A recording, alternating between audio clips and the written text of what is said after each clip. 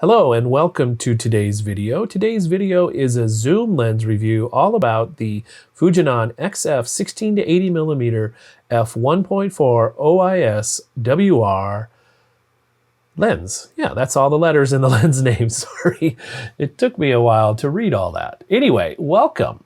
As you know, if you've watched any of my previous lens review videos, I am a big fan of zoom lenses. I really like zoom lenses. Especially, I enjoy zoom lenses that are kind of general purpose. They cover wide angle to telephoto. And for me and my photography, my budget, they're a great value. They offer great versatility. And in my experience and in my preference, the image quality is excellent. And especially with modern zoom lenses, I don't feel like I'm giving up much, if any, image quality in relation to prime lenses. Now, the one thing you do give up in relation to prime lenses is size, weight, and you do give up some aperture size, so you get less light through your aperture, so the lenses are a little slower. So those are the trade-offs. But for me, a zoom lens, one lens that I can put on and basically walk around and do all the photos I need to do for the day without changing lenses and engaging my potential clumsiness, it's a good thing. So I have an interesting relationship with this lens, and here's the story. I bought this lens, the one I'm holding in my hands, about 2 years ago, with the primary purpose of this would be my wife's main lens she would use in her photography business.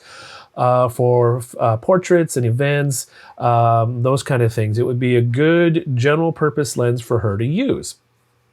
However, about a year and a half ago, it had a gravitational encounter with a hard surface.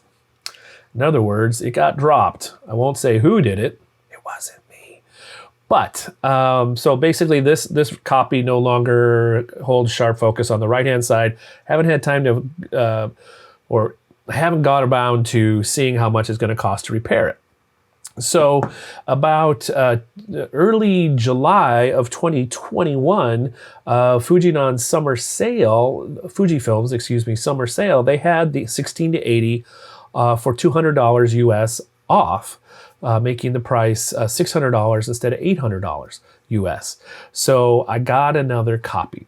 With the intent would be I would use this lens as my primary general purpose lens and event lens because it has image stabilization that pairs well with my X-T3, while my wife would use the 16 to 55 2.8, which doesn't have image stabilization, but her X-T4 does have in-body image stabilization. Trade-offs. Probably too much information, but there you go. So let's talk about this lens. Let's talk about the 16 to 80. We're going to talk about some of the specs and stuff, just a quick overview, image quality, also kind of a quick overview, compare it to some of the other Fujinon lenses that are kind of similar. And then at the end of the video, we will include some sample photos taken with this. I have enough confidence in this lens. I used it last weekend at a wedding, and I'm really happy with the results. I'll talk a little bit more about that in a minute. First, let's compare it.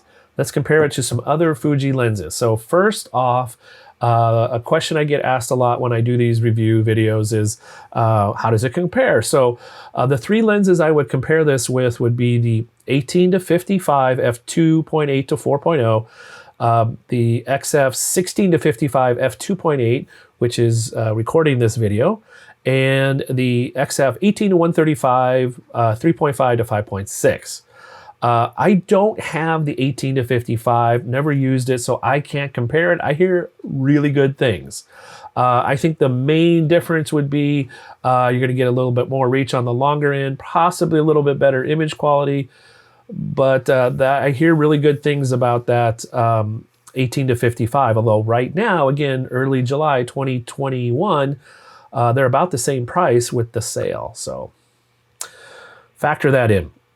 All right, the other lens I would compare it with would be, as I mentioned, the 16 to 55, which is recording this video.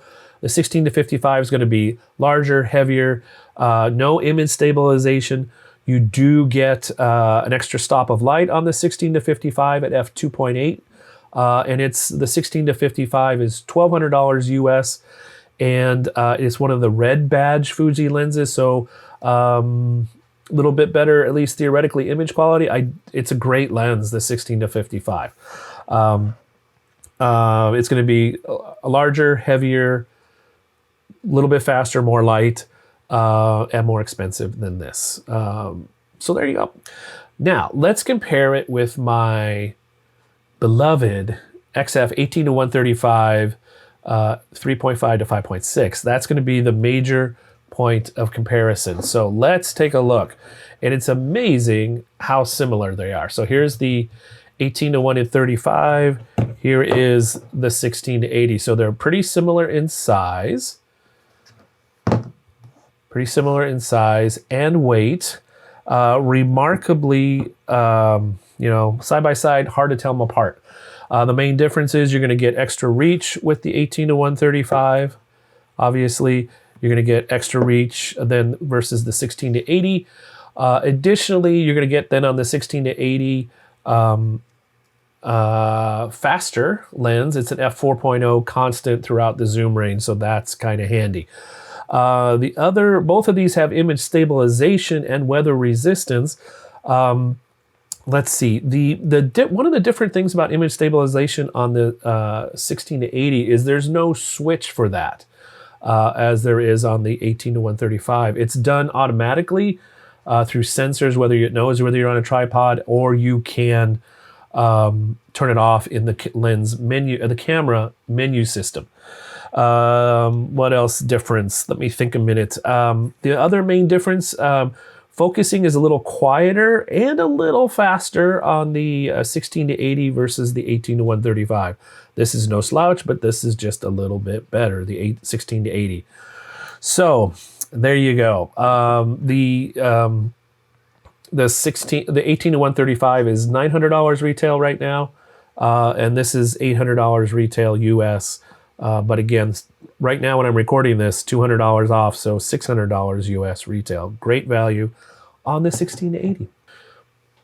So the big question that's for me is whether the 16 to 80 can replace my 6.5, almost 7-year-old 18 to 135 as my one lens to rule them all. And I don't have the answer yet. I've used this, the 16 to 80, for about a month now. I've done a photo walk in downtown Bellevue. I've done some photographs of just some nature stuff around here. And I'll show you those photos at the end. I've also, as I mentioned, photographed a wedding, and it performed super well. The focus was great. Image quality looks great to my eye. The one downside to image quality was on the inside photos. I had to bump up my ISO a little bit so that you're going to see a little reduction in those ISO 1600 photos versus, say, ISO 800. So that's the main image quality difference I can see as a non-pixel peeper. So what am I going to do when I have one lens? I think I'm going to still take the 18 to 135 most of the time. Here's why. I tend to be a lot of photos at the longer end, at the closer to 135. So this extra reach, if I just have one lens, will be the lens I take. However, having said that, if I'm in a little bit more low light situation, then I'll grab this, because that extra stop of light at f4.0 is super helpful. Also, the image stabilization, I think, is just a teeny maybe bit better in here, but I haven't done a ton of experimenting with that yet. If I'm going to take two lenses, I'll take the 16 to 80 and the 70 to 300. And if I take three lenses, like in a typical travel kit, I'd add. So I take the 16 to 80, the 70 to 300, and the 10 to 24 f4. That would be my ideal kit for most situations. So overall, I really like the XF 16 to 80 f4. It's a great lens. It's a great value. Fast performer. Image quality is really good to my eye. Again, I'll show you some samples here in just a minute. And especially right now at 200 US off, it's a great value, a superb value. At $800, it's a pretty good value, but right now it's a really, really good value. So that's my thought on this lens. I would give it 4.5 out of 5 donuts. It's pretty yummy. So let's take a look at some images, and you can follow along. I'll also include a link to these images that'll be on Flickr. I'll include that in the description below. So you can look at those photos and see all the EXIF data and exposure information from there. So photo number 1 from a photo walk in downtown Bellevue. This lady taking a smoke break in a little alcove. I kind of like the gritty nature of this. This lens did a great job of capturing that. It was an overcast day, so I don't remember what the ISO was, probably 400 here. Just does a really nice job. Easy to use, great, quick image focus and acquisition, and nice, sharp image here. Next up, this welder on about the 4th or 5th floor. Zooming in a little bit. If I had the 135, I probably would have zoomed a little tighter. That would be my nature, but actually I'm glad I stopped here at 80. Gives you a little bit more of the context around him, a little bit more symmetry. Yeah, sometimes those limits of not being able to do what you usually do help you create an image that's a little different for you and helps you think a little differently. On an overcast day, this new construction building, not quite done yet, but just a simple composition, kind of minimalist again, against the sky. So you can see how this does with high contrast situations. This lens, I think it does a really nice job. Good color rendition, good sharpness. And again, just a little bit wider. So I like that extra 2 millimeters of reach, of wideness, excuse me, versus the 18 to 135. So that's kind of helpful here. It also does well close up. This lens has a relatively close minimum focusing distance of about 14 inches. I like the bokeh here. It's pretty smooth, pretty quiet. It's not kind of a swirly bokeh that some of the Fuji telephotos have. But it's just nice and smooth and quiet. Again, easy autofocus here, quick acquisition of that tiny subject, and it did a great job. In just outside my front yard, some plants we got growing, hydrangea leaf. And, nothing fancy here. Again, just kind of showing off the minimum focusing distance and the overall rendition of relatively high contrast scene and a little bit of bokeh look here. Again, same day as that previous photo, looking here at just, again, a close-up, taking advantage of that minimum focusing distance, the great textures you get with this lens, awesome detail. And this is the kind of photos I take a lot of, so this lens will fit in really, really nicely to that. At that wedding I mentioned last weekend for Boris and Danielle, he had recently torn his ACL and had surgery on it, so he was in a walking boot, switching out between his boots and his dress shoes, and just took a photo of that little moment.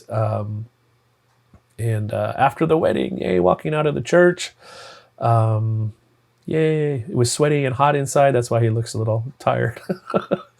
They had the best ever cake cutting and smushing in the face, gently and but oh man, she got cake up her nose and everything. So there you go. So, and then after, all was forgiven, and just a nice photo at the end of the day for them near it was facing west here, so we got a lot of sun.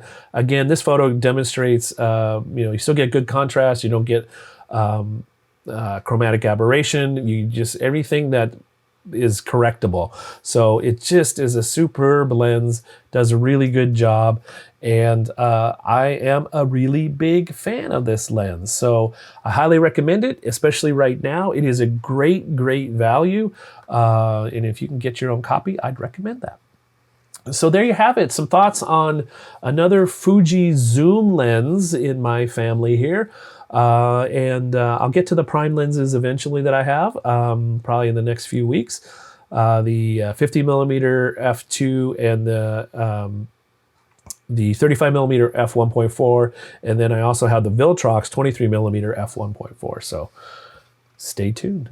If you have thoughts, comments, questions about this video, your experiences with this lens, please add them to the comments below. Love to be in conversation with you about that.